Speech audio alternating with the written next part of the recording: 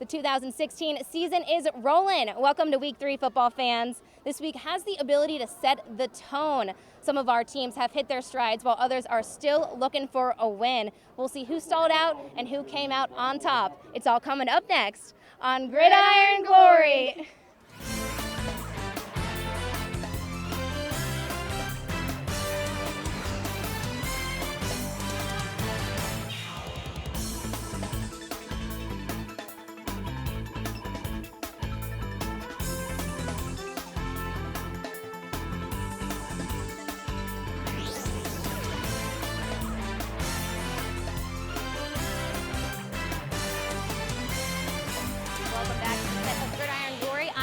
Danny Dean back under center. Tonight, Logan came out hoping to get their first points of the season against Meigs.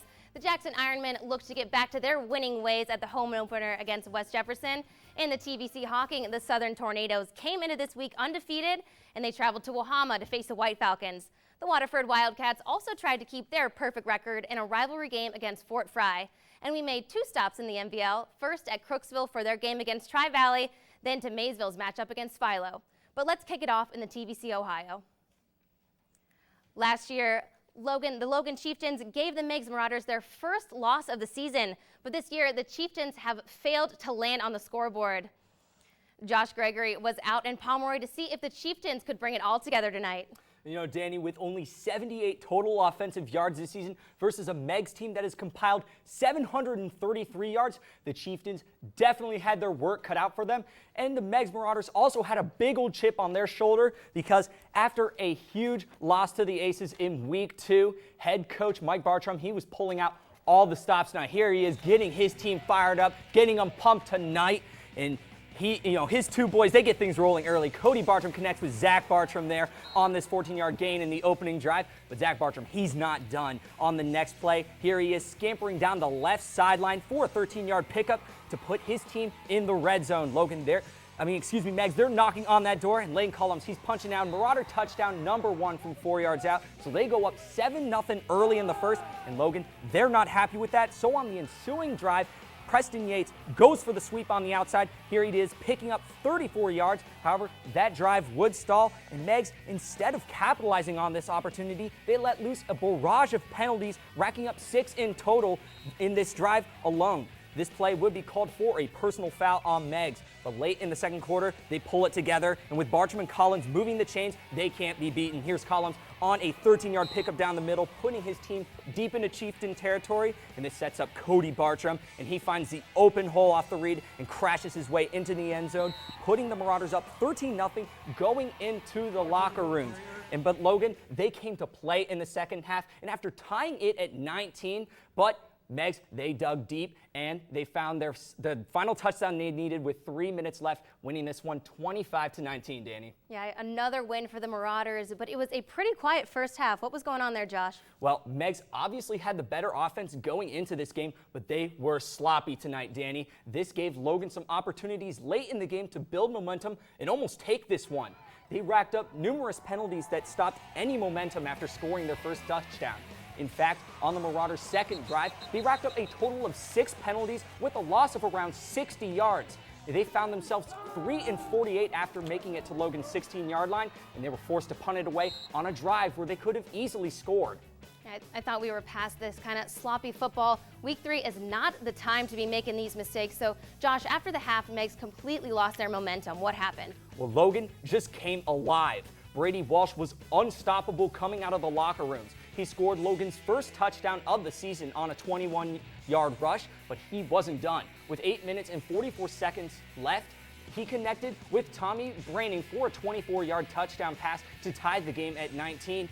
And a big second half comeback by Logan, but it definitely wasn't enough. With 3.5 minutes left to play, Tyler Garrettson dug deep and scores the final Meigs touchdown off a long rush.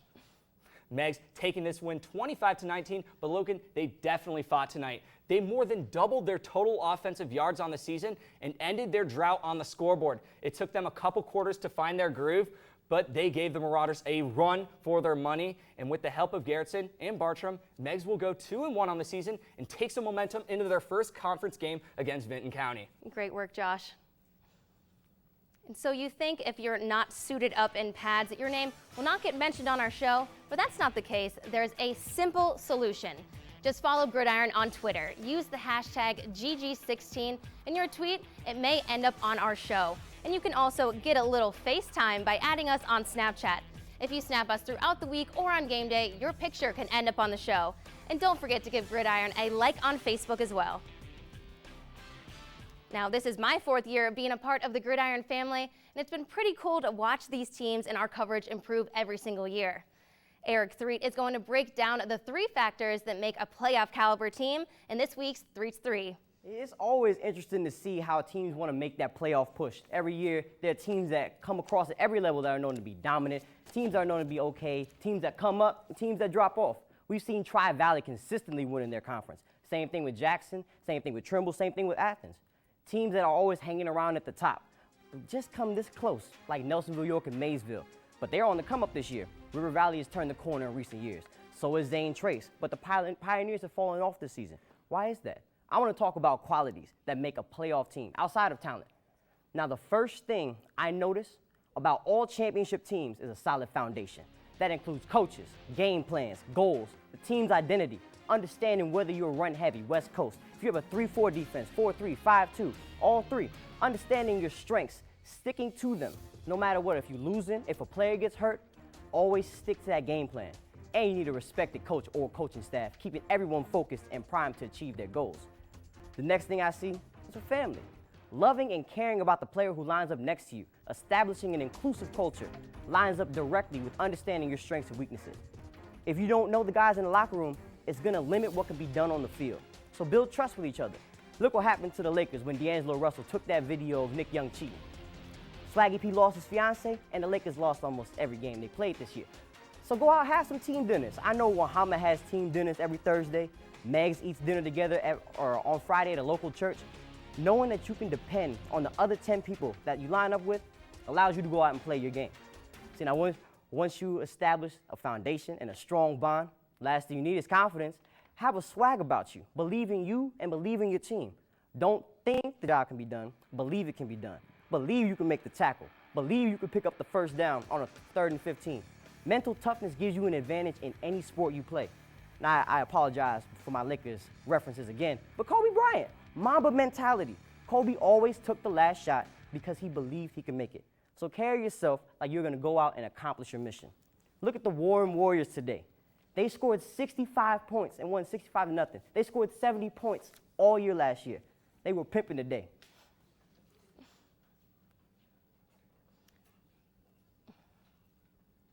Well, I just got to thank you a lot, Eric. I try to do what I can. And Friday nights are always our prime time, but we know the need for football news does not stop after our show, and we have you covered. The web is where to go. Check us out online at woub.org/gridiron. Our reporters are cranking out articles all week long, so you'll be ready for Friday nights. You'll see some game previews, predictions, features, video chats, and more. And it's all online at woub.org/gridiron. The Jackson Ironmen have started slow in both of their games this year, and last week they took a step back in a loss to Chillicothe. But tonight, Jackson hopes to turn that around in their home opener against West Jefferson. So let's bring in Justin Holbrook, who was there for the action tonight. Danny, both of these teams played each other for the first time 3 years ago, and to be honest, none of their games have been close. Jackson has won the last 2, and they were determined tonight to make it a 3rd. And the cheerleaders were determined right from the start to get this crowd fired up. It was Jackson's first home game of the season, and you know they were ready to improve their record to 2-1. We get the action started. Jackson was doing very well. There you go. There you see the cheerleaders right there. They're ready to get this team going. The Ironmen started out rough last week, lost 24-21. And Cameron Williams fumbles on this possession, direct snap. West Jefferson falls on top of it, but Johnny Farley helps him forget about it, and he takes the jet sweep to the left, picks up a few blocks, and gets to the 21-yard line. And he's not done. Farley gets his number called again with a sweep to the right this time and gets to the 5-yard line. His quarterback, Bryce Hall, finishes off the drive, and he breezes into the end zone to give Jackson a 7-0 lead with just over 5 minutes left in the first quarter. And Jackson's defense was getting it done as well. 2 3-and-outs for West Jefferson to start the game, and here's Thomas Farley getting the throw down sack, the other Farley. and they come back out. Bryce Hall drops back in the pocket. He finds his man, Johnny Farley, in the open field. He makes a man miss. He gets a great block from Blake McCoy, shrugs off the tackle, stays on his feet, and slides safe into the end zone, putting Jackson up 14-0. And the defense came through once again as McCoy follows up that block with this diving interception.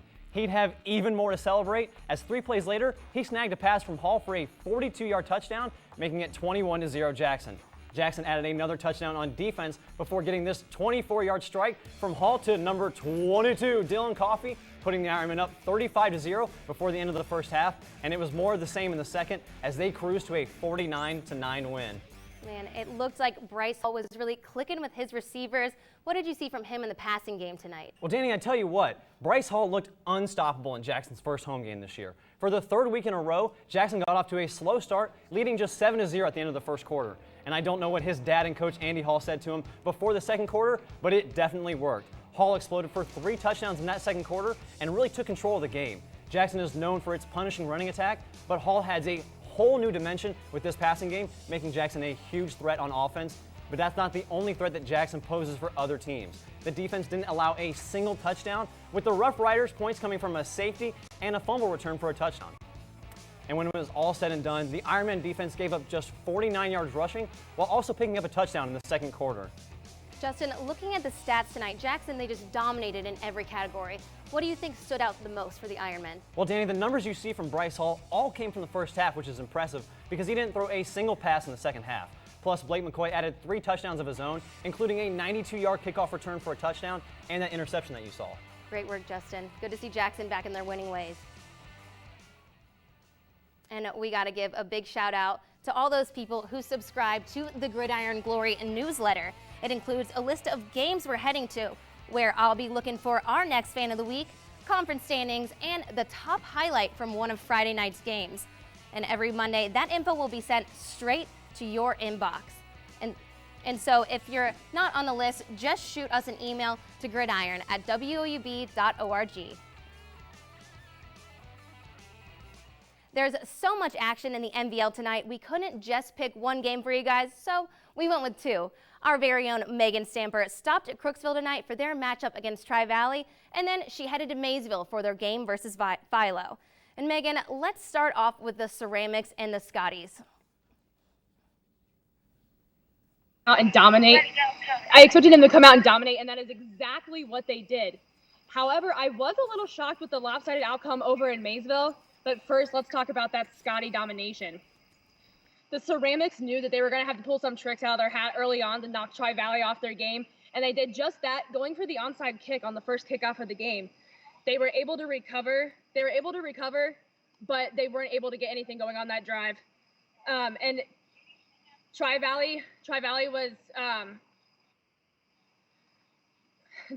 without starting quarterback Andrew Newsom tonight because he was out with a shoulder injury, but it doesn't seem like it'll be anything that'll keep him out long. Bryce Farmer took over the quarterback duties tonight and did just fine. I mean, they won 43-14.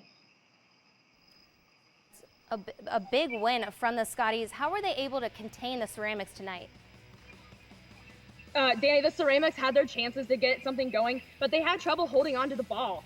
Drop catches by receivers and missed interceptions on defense really came back to haunt Crooksville in the end. So Tri-Valley off to a 3-0 start. Now let's switch gears over to Maysville. We thought this would be a tighter game than it was, so what happened out there for the Panthers? Well, last week Maysville's defense came to play, and they held New Lexington to just 7 points.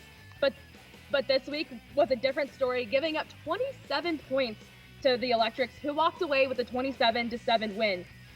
Granted, the Philo offense is much more dynamic than New Lexington. I still expected a closer game. Maysville fell in a hole early, trailing 21-0 in the first half. Evan Brown did have an 8-yard rush for a touchdown in the second quarter, but that was all the offense they would be able to muster. This was the first time in 4 years the Electrics were able to defeat Maysville as well. Yeah, that's the first win in 4 years against a conference rival. That's a big step for Philo. So what's the difference this time around for the Electrics? Not only in this game, but for the rest of the season is their experience. Quarterback Nate Baker, running back Dakota Perry, and wide receiver Jacob Mueller lead this offense. Behind an experienced offensive line, this offense This offense has been able to average 31 points per game this season.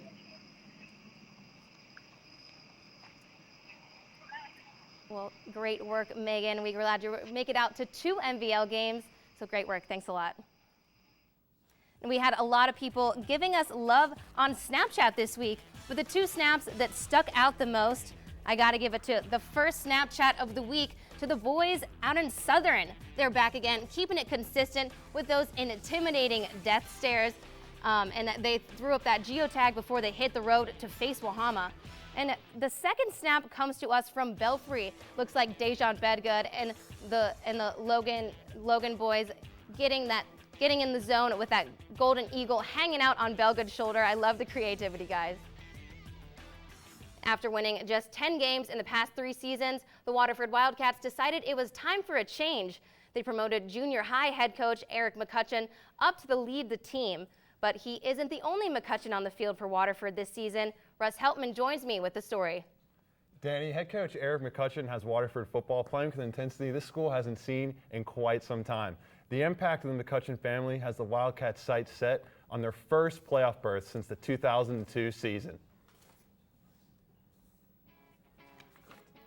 The Waterford Wildcats have begun the 2016 season with 2 dominant wins, and the McCutcheon family of football has been a big reason. It's been great. The kids have been great. The fans have been great.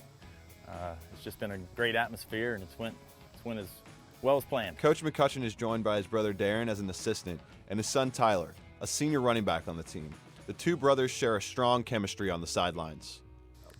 Oh, it's great. It's great. We've worked together in the past, so we kind of know each other and what we want to do to execute our offense, so it works out pretty good. I got into coaching with my brother about 7 years ago. He asked me to coach with him, and it's just been great coaching through junior high there with him. And we've first year together in the high school ranks, and it's been wonderful. As evidenced by opening wins of 31 and 58 points, Waterford has seen a big change since last year, but it's business as usual for the McCutcheons.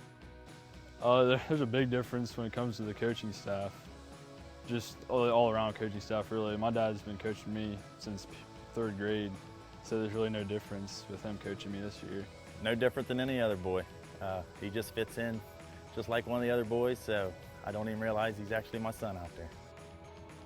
In the end, the game of football means a lot to the McCutcheons. But above all else, it's about one thing. Family. Well, it's all about family. We have been football fans for, my 48 years. We've been playing football from Pee Wee to high school, and boy, we've just watched each other play and grow, and it's been great watching the other brothers play. I've got a passion for the game. I got a passion for my family, and it's been great. So. After spending some time with the Wildcats this season, it's evident that the McCutcheons have brought their family bond to the field, and it's definitely paying off. Danny, this coaching duo has 25 years of Waterford football coaching experience between them, and they know a winning season and a playoff berth would mean the world to the Waterford community. Well, it sounds like Waterford football is in some great hands. So now it's just time to wait and see what the rest of the season has in store for the Wildcats and the McCutcheon family. Thanks a lot, Russ. And this season may be young, but it's never too early for a matchup of undefeated teams. Senior reporter Sean Neidig joins me now. And you went out to Waterford to see if they had something to prove. Yeah, the coaches and those boys, they do have something to prove. And for Fry, they had a 14-game regular season winning streak coming into this one, but the Wildcats were looking to avenge the 27-0 loss they suffered to the Cadets last year. Now, it was a hot and humid one out there. Here you can see the Fort Fry Cadets, they're getting hydrated. They know that that's important tonight. Start of the second quarter, Fort Fry quarterback Tate Engel finds Garrett Lockery right over the middle of the field. He makes a man miss, escapes that tackle, goes into the end zone for the 45-yard score, 7-0 Cadets on top. On Waterford's ensuing drive, first play from scrimmage, Braden Belleville takes the handoff up the gut, bowls over that defender, and it looked like he might have been gone. He has to settle for a 46-yard gains. I don't think he's going to complain about that one, though. Next play, Isaac Huffman rolls out to his right and hits Tyler McCutcheon right over the middle of the field for the 24-yard score. A failed two-point conversion made the score 7-6, Fort Fry in front. after a 3-and-out from the Cadets. Waterford gets the ball back. Huffman lob ones up to Belleville. He makes a couple guys miss again, going over some defenders and waltzes into the end zone. Wildcats take a 14-7 lead. Now let's move on to the third quarter. Fort Fry with the ball again and driving. Angle takes a snap and evades the rusher, pitches it back to Casey Lewis. Wildcats forget to seal the edge. Lewis takes it down the sideline. Game tied at 14, and the final score is 35 for Fort Fry, Waterford 14. And well, Waterford went into the half leading, and that they haven't lost in the past 15 regular season games. So you really never know what's going to happen at one of these rivalry games. Yeah, it's always a toss-up, Danny, and these two schools are only a 2-minute drive up the road away from each other, and these fans wanted bragging rights. There were a ton of offsides and false start penalties, so you could tell there were some jitters. These teams came out ready to hit each other, though, and they did that early and often. Each team's defensive line was in the other's backfield almost every play. That seemed to work in both teams' favor. Well, Sean, explain that for me a little bit. So the quarterbacks in this one, Isaac Huffman and Tate Ingle, were magicians playing quarterback tonight. Their athleticism kept both teams moving on offense in spite of all the flags. Every time one of them scrambled, he found an open man in space that led to big plays. Tyler McCutcheon and Braden Belleville were the guys for Waterford, and Garrett Lockery and Clay Baker made plays for the Cadets. Those big plays were more than enough to overcome some early penalties. So the Cadets, they get the 35-14 win and extend that regular season winning streak to 15 games. Waterford, however, suffers their first loss of the season. Now, we don't have exact stats at this time, but like I said, both quarterbacks had great games and they had some pretty good help too. Waterford is going to have another tough matchup next week when they travel to Trimble, and both teams will go in at 2-1 in that one, so it could be an early matchup of teams that will battle for the conference title. Fort Fry is going to host Northridge and look to extend that streak to 16. We'll see if they can extend that streak. Great work, Sean. And keep an eye on social media because we are launching Facebook Live videos throughout the week. We have power rankings, behind the scenes look at our weekly game previews, and to watch these, just give us a like or tune into our live stream. Last week, we saw just how crazy TVC hockey fans can be, so we decided we wanted more. This time around, we hit the road to see the wacky Wahama fans and the spirited Southern fans.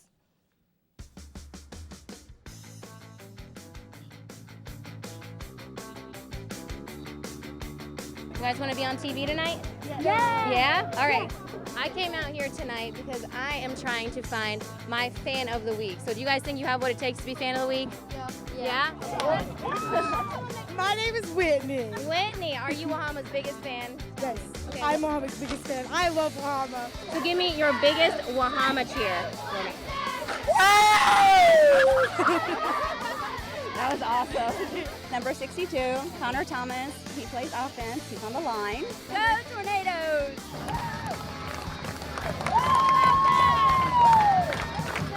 Oh, look at this guy. Are you raising Wahama fans right from birth? Yeah. We had a lot of crazy fans out here tonight, but I gotta give it to our girl Whitney. She was showing her senior spirit out here, supporting her team. So congratulations, Whitney. You are fan of the week. Thank you. Thanks for such a fun fan of the week. Now let's get back to some football. Tonight, the Southern Tornadoes blew into Wahama territory. Southern is stacked with experienced players, and it gave the younger Wahama team even more fire to protect their turf. The matchup made for a great game of the week.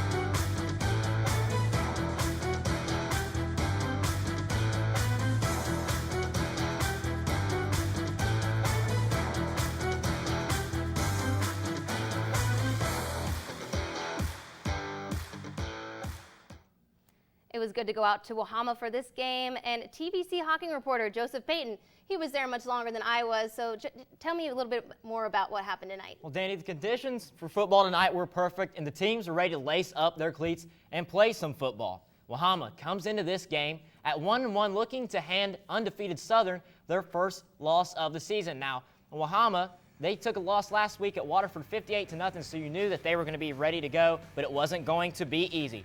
Jalen Blanks had something to say about it for Southern. Their first possession, his third touch of the day, he takes this one 62 yards, all the way to the house. Tornadoes on the board early, 7-0. Next possession for Southern now. Blake Johnson takes the snap, rolls out. He's got a man downfield, and it's Dylan Smith. He pulls this one down for a gain of 9 yards, and later in the drive from the 4-yard line, Blanks finds the end zone again. His second touchdown of the day, 13-0 Tornadoes. So 2 drives for Southern, 2 touchdowns. And Riley Roush, he wants to make it 3 for 3. Roush takes the handoff here. He's got a lot of room in front of him and runs upfield for 24 yards. The purple and gold are in business. 3 plays later, Roush punches it in, 19-0 Tornadoes. They're having no problems on offense. They scored touchdowns on their first 3 possessions of the game. So Wahama looking for something on the offensive end, anything.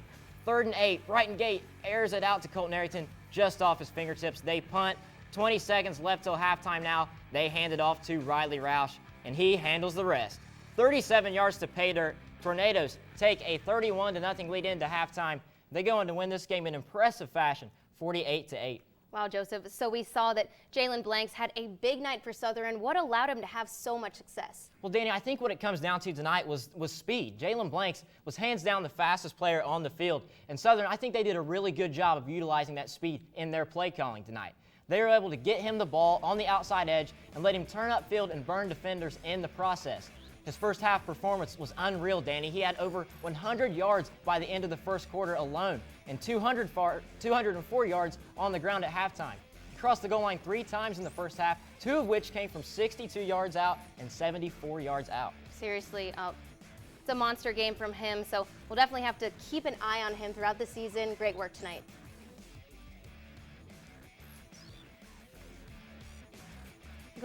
Honestly, I'm not too worried about Wahama, though, Danny. I think they're a solid football team.